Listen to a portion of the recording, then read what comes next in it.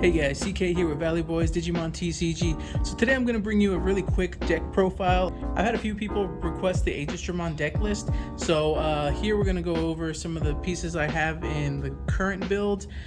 From the last videos to this, I've only made one change, and that's because the last video I was running a card that I was supposed to take out and I forgot to take it out before the tournament, but that's besides the point. So let's go ahead and make this a quick one. So first, for Bukamon. Best egg to run in this deck, and because the deck explodes wide from a single stack, you really don't need to run more than the 4 eggs. And his effect, of course, when you play Digimon from one of your Digimon's Digivolution cards, gain 1 memory. So as long as they don't have a memory blocker, you're almost always getting that off. It is a once per turn, so even if you multiply bring out a bunch of Digimon, still once per turn. So great egg. Next, we're running 4 of the Gomamons. Okay, this Gomamon is such a great piece for this deck. It states, on play, when played from Digivolution cards, draw 2. So he's one that you want early on underneath your stack to play out, to get an extra body and 2 draws. It's a great piece to get into our pieces because it is a pretty combo heavy deck. Next, we're running the EX03 Crabmon. Now, Crabmon effect, on play, one of your blue Digimon gains jamming for the turn. Okay, so that helps our level 5 Megaseedramon swing pretty freely to get our combo off. Also, when played from Digivolution cards, you may place 1 blue level 5 or lower Digimon card from your hand under that Digimon as its bottom Digivolution card. So you get this out, give yourself jamming, and then reload your Megaseedramon. 4 of on the Crabmon. I run 2 Madoki Betamon because it's actually a good counter, not just to blue but green as well. Green plays a lot of the green memory boost now to get their combo pieces, so good counter. 2 of, pretty decent there. Another searcher piece I found myself liking in this deck is the Dracomon. So I'm running 2 of the Dracomon because it's still level 3. All our level 3s essentially can be played out from effects. His, on play, reveal the top 3 cards from your deck. Add 1 Digimon card with Dramon in its name among them to your hand and place the remaining at the bottom of your deck in any order. So this gets us a lot of interesting pieces. Aegisdramon, Megaseedramon, Metalseedramon, Aegisdramon, Seedramon itself. There's a lot of Dramons in this deck, so he actually has a pretty good amount of Digimon to search. Now onto the level 4s, we have 4 Tobiomon. Tobiomon I love. I think he is probably one of the most vital level 4s in this deck because he is a 1-cost Evo and he is a sea animal, so he gets to be played out from a lot of our effects. 1-cost Evo lets you do a lot of interesting combo pieces with him that we'll talk about in a second. Love him, would not run less than 4. If you brick a 3-drop, he's just so good for what this deck does. 4 of the Aegisdramons. Okay, another great piece to have in this deck. His is on play, one of your Digimon gains blocker until the end of your opponent's turn. So if you have to, you can hard drop him, give something blocker, but most importantly, you can play him out from one of your sources, and now all of a sudden you have an extra body on board and you give something blocker. On top of that, when played from Digivolution cards, unsuspend that Digimon. So if you swing in and are able to play this out, or let's say you've swung with Metal, then you Digivolve into Plesio, you'll pull this out from Plesio, give Plesio blocker, and unsuspend Plesio. So another one that I would run at a 4 of, and of course he is a Dramon, so he is searchable by our Draco. I've been toying around with it, so I'm running 1 Seedramon just because it is, it's a nice art. I really like the art on these.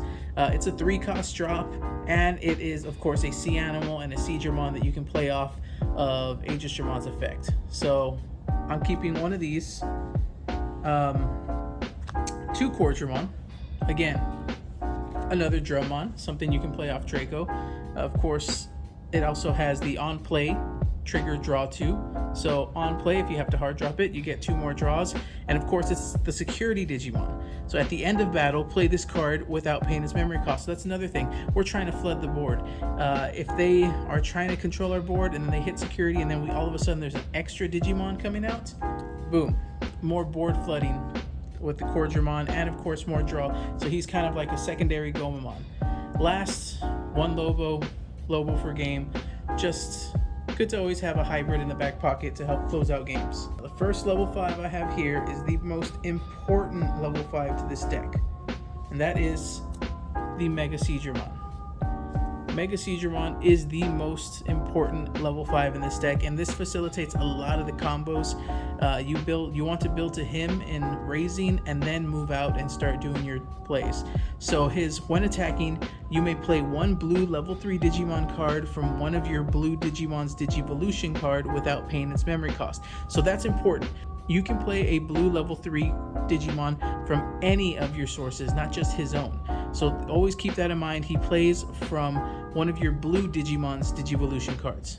Also, his inherited, when attacking, you may play a blue level 3 Digimon card from the Digivolution cards of one of your blue Digimon without paying its memory cost. So this helps, let's say you play out the Crabmon, you swing, play out the Crabmon, give yourself jamming, and then reload him with another level 3 so that next turn you do it again. Really, really great. He's the most vital level 5. He's the most important level 5. Do not run him at less than 4.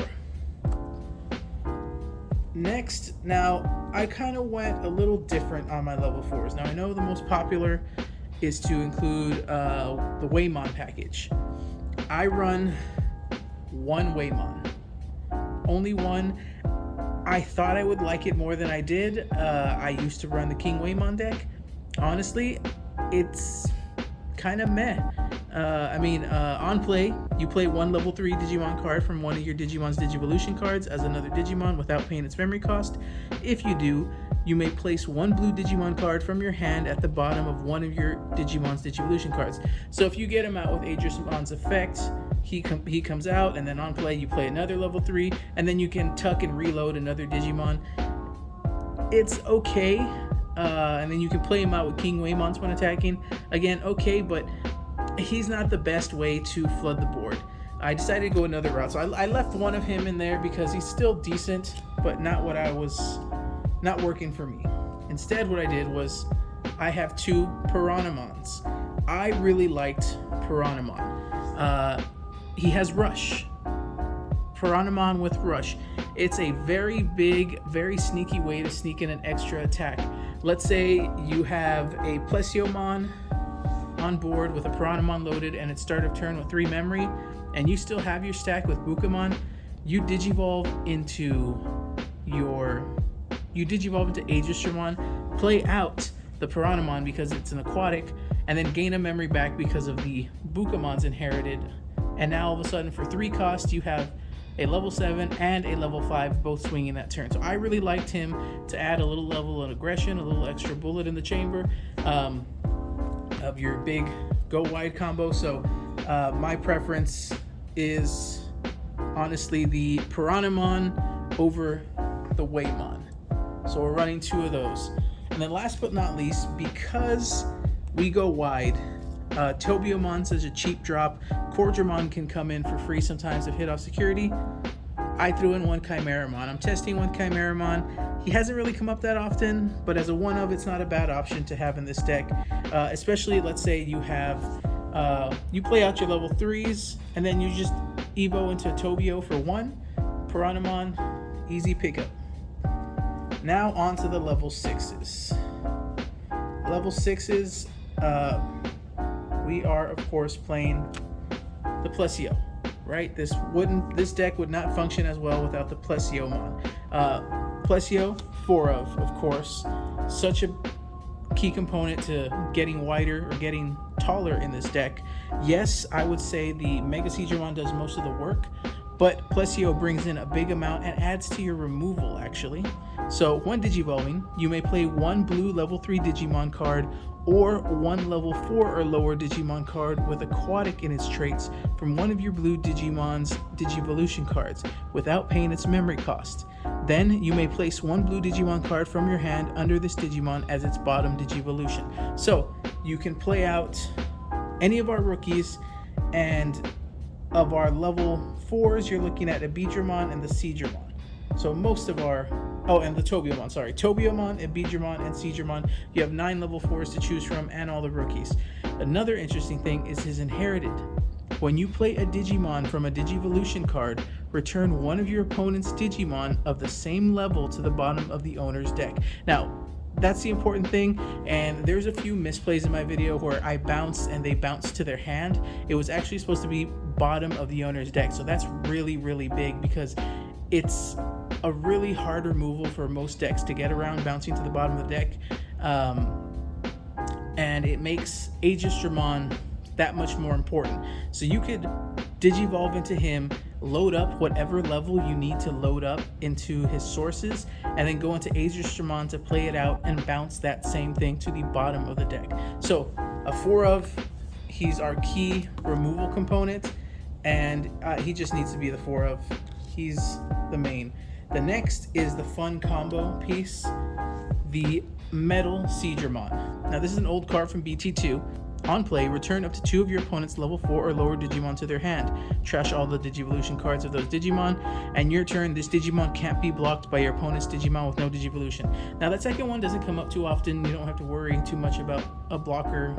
I guess if they have like a Mechanori or something like that, you don't have to worry too much about it if they hard play a blocker with no sources. But the main thing is his on play. Now the big part of it is because you can load him in with Plesio. You can evolve into Plesio, play out something, and then it says you may place 1 blue Digimon from your hand under source. So the play is obviously tuck under Metal Aegisdramon under Plesio sources, go into Aegis, and then Aegisdramon will allow you to play out the Metal Aegisdramon to get some wacky combos and a little bit of a loop going. We'll talk about that in a bit. And the last one I play, the King Waymon. King Waymon, again, I used to play the King Waymon deck when it came out in BT7. It's all right. It has a little bit of control aspect to it. So when attacking, you may play 1 level 3 Digimon card or 1 Waymon from this Digimon's Digivolution cards as another Digimon without paying its memory cost. So the main thing would be to get this on top of Waymon. You swing the King, bring out Waymon. The Waymon's on play brings out the level 3. So it's 1 attack that goes 3 wide. The other interesting thing is your turn effect. When you play a Digimon from one of your Digimon's Digivolution cards, return one of your opponent's level 4 or lower Digimon to its owner's hand and trash all the Digivolution cards of that Digimon. So it actually is a good board control, just having him on board, and while you're going wide, it isn't once per turn. So if you're going against something like Cross Hearts that throws a bunch of, or even certain green matchups where they have a bunch of level 4 and level 3 Digimon on board, you just swing at security, play out Waymon that plays up to level 3. That's 2 bodies you played. Those 2 bodies become 2 bounces. Okay, you bounce 2 level 4 or lower Digimon because that effect is not once per turn. So it's a nice little form of lower level removal similar to Metal Aegisdramon. This wouldn't be the deck without, of course, Aegisdramon. We are playing 3 Aegisdramon in this deck. His when Digivolve in effect, you may play 1 blue level 3 Digimon card or 1 Digimon card with Aegisdramon in its name or Aquatic in its traits from one of your blue Digimon Digivolution cards without paying its memory cost. So that's our big combo to get over Plesiomon to play out the Metal Aegisdramon. Now you're evolving for a 4 cost, playing out a level 6 for free that has the ability to bounce 2, and on top of that it could be a 3 cost depending on if you have a Bukamon. If you have multiple Bukamon, it even reduces the cost even further because you're playing something else out. So such a strong way to get wide with this one. And on top of that, opponent's turn, when your opponent plays a Digimon card, you may activate one of this Digimon's when Digivolving effects. So you play something out, but you still have other targets under his stack, or you were able to tuck something else because let's say you play out an Aegisdramon or you play out the Crabmon to add something underneath.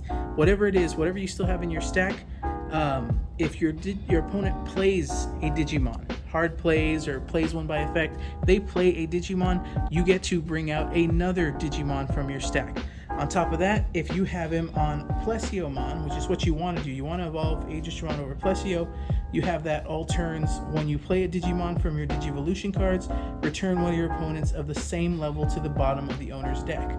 So you want to keep something tucked underneath that you can play and bounce. Let's say they want to hard play a level 3 memory blocker. Well, if Plesio still has a level 3 tucked underneath, you go into Aegis, you play out that level 3, and you bounce the card that they just played right back to hand. So that is it for the Digimon. Let's go into the Tamers. I'm playing 2 Davis, 1 Sora, and Joe. Davis, probably the best blue Tamer there is, allows us to search and draw for pieces we need, and of course a memory setter. Sora and Joe, it kind of works, especially making sure that if they have a blocker, let's say you're swinging with Metal Aegisdramon for a game, who has it can't be blocked by somebody with no sources, and they have a level 4 blocker with obviously a level 3 and an egg underneath. Well, tap Sora and Joe while attacking, strip those sources, and now they can't block you anymore. You attack, strip their sources, and then if they have no Digimon with sources, gain 2 memory at the start of your turn. So, good way if you can get both of them out. Good way to start off with 5 for the turn. Other ways to gain memory, we play 2 Hammer Sparks. Hammer Spark in security saves games quite often, and just adding a little extra memory goes a long way. Hammer Spark plus the Bukamon effect, good things there. I play 1 blue memory boost, just because help us search out our pieces. Dracomon's a good searcher, obviously Davis is a good searcher. We just want to make sure we see our combo pieces because it is a combo heavy, so 1 blue mem boost.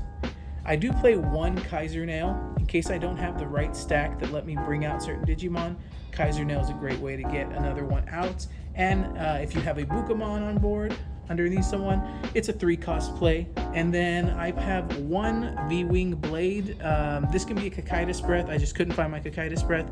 When I was the tournament videos I have, this was actually a Tidal Wave, the 7-cost that lets you play out 2 Digimon from the sources, but I feel like the Tidal Wave was pointless because I usually didn't have 2 in my sources.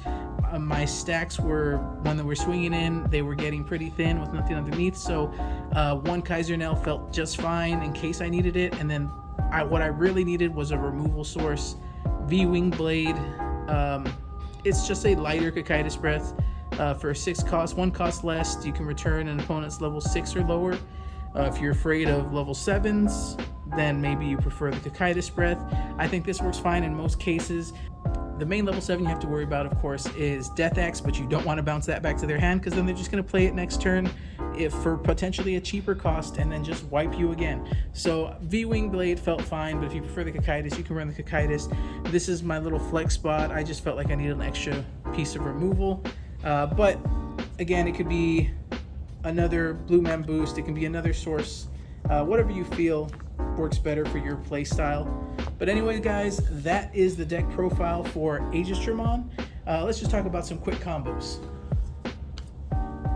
So let's say you have a Bukamon, a Crabmon, a Aegisdramon, and Megaseedramon. This is what you want to build. I would call this the optimal offensive stack with a Davis in play. So start of turn, we've already have this. We start with 3. What you want to do is promote, swing Megaseedramon to play out the Crabmon. Crabmon will give you jamming so that you can almost ensure that you will survive the turn. You will gain a memory, so you'll go from 3 to 4, so you'll have 4. Then Crabmon also lets you stack another blue Digimon. I would stack the Gomamon underneath to get some draws in. Then, now that you're at 4 memory, you can Digivolve into Plesio. Plesio will then let you play out at level 4 or lower. I would choose to play out the Aegisdramon. That will let you unsuspend, gain blocker. Oftentimes I just give blocker to the Aegisdramon, have him as my sacrificial totem. Now Plesio's unsuspended, you went from 4 back to 1, so you're still at 1. You can swing again now. Swing Megaseedramon's effect. You can play 1 blue level 3. So we are playing out the Gomamon, drawing 2 cards from the Gomamon's effect. And then what I like to do, and of course there's a few different ways of doing it, this is where Tobio becomes so clutch.